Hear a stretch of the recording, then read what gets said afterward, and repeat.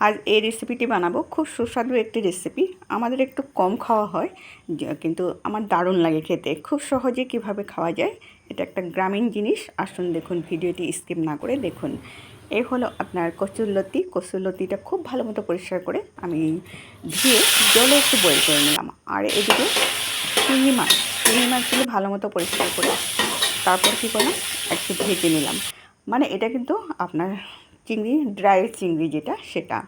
আর সাথে দিয়ে দিলাম এখানে হলো আপনার রসুন কোয়া, টমেটো, কাঁচা লঙ্কা, আদা। আমি এই মাছটার সাথে ফ্রাই করে নিলাম। তাহলে ফ্রাই করে না নিলেও হয়, কিন্তু নিলেই দেখবেন আপনার খেতে কিন্তু দারুণ লাগে। আমার পদ্ধতি আমি বানিয়ে দেখালাম, আপনাদের যদি পছন্দ হয় একবার ট্রাই করবেন। আর এখানে দিয়ে দিলাম আপনার পাঁচফোড়ন আর একটু পেঁয়াজটা একটু বেশি দিলেই ভালো লাগে। এই জন্য পেঁয়াজটা দেওয়ার সাথে একটু অল্প অল্প ভাজা হতেই, কিন্তু খুব বেশি দরকার নেই। এই কচুলতি যেটা বয়েল করা ছিল সেটা দিয়ে দিলাম। কচুলতিটা এই জন্যই বয়েল করতে লাগে, আপনার কোনো সময় কি হয়, চুলকায়, মানে ভীষণ গলায় ধরে। এই জন্য আপনারা পারলে কিন্তু বয়েল করে নেবেন, তাহলে সেই টেনশনটা থাকে না খাওয়ার টাইমে। হয়তো বাচ্চাদের দিলেও ওদেরও গলায় ধরতে পারে, এই জন্য একটু সাবধান।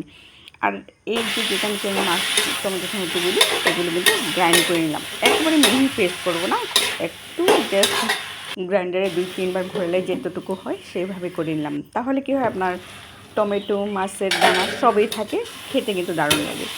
খুব সহজে কিন্তু এই রেসিপিটা আপনাদেরকে বানিয়ে দেখালাম। সব সময় যে একেবারে হেভি কিছু একটা বানিয়ে দেখাতে লাগবে সেটা নয়। ছোট্টখাটো জিনিসগুলো আমাদের কিন্তু কোনো সময় মনে পড়ে না, তার যদি কেউ এভাবে বানিয়ে দেখায় মনে পড়ে, আর বানিয়ে খেতেও কিন্তু ভালো লাগে। এই কচুরলতি ভাজা দিয়ে কিন্তু এক থালা ভাত খেয়ে নিতে পারবেন। সাথে কিন্তু একটু গন্ধরাজ লেবু চেপে নিলে হলো। আশা করি ভিডিওটি অনেক ভালো লাগলো। যদি ভালো লাগে লাইক কমেন্ট একটু ভালোবাসা দিবেন। আবার আসবো নতুন কিছু না কিছু একটি ভিডিও নিয়ে। আজকে যেন এখানে রাখি। আপনারা ভালো থাকুন, সুস্থ থাকুন।